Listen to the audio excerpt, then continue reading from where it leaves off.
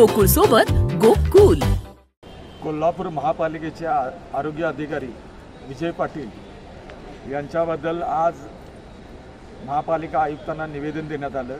मुळात त्यांची नियुक्तीच बेकायदेशीर आहे। ते पशुवैद्यकीय अधिकारी असताना महापालिकेचे आरोग्य अधिकारी म्हणून त्यांची नेमणूक झालीच कशी, याबद्दल आमच्या शिष्टमंडळाने आयुक्तांच्याकडे विचारणा केली।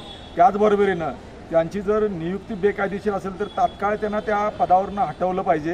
त्याचबरोबरीनं त्यांच्या कारकिर्दीत आज आमच्या शहर प्रमुखांनी सांगितलं की विविध भ्रष्टाचाराची प्रकरणं घडलेली आहेत आणि या भ्रष्टाचाराच्या प्रकरणाची सखोल चौकशी व्हायला पाहिजे आणि न्यायालयानं किंवा वेगवेगळ्या चौकशी समित्याने त्यांच्या मालमत्तेतून नुकसान भरपाई वसूल करा असा आदेश असताना महापालिकेने ते पैसे भरलेच कसे?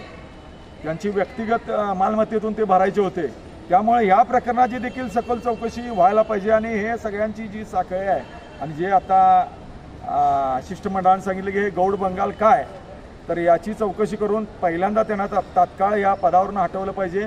नवीन आरोग्य अधिकाऱ्याची सक्षम आणि कार्यक्षम अधिकाऱ्याची नियुक्ती केली पाहिजे आणि त्यांच्या भ्रष्टाचाराची चौकशी करून जर न्यायालयाने किंवा चौकशी समितीने सांगितलं तर त्यांच्या प्रॉपर्टीमधनं ती जप्त करा, तर तशी त्यांच्यावर प्रॉपर्टी जप्तीची कारवाई व्हायला पाहिजे।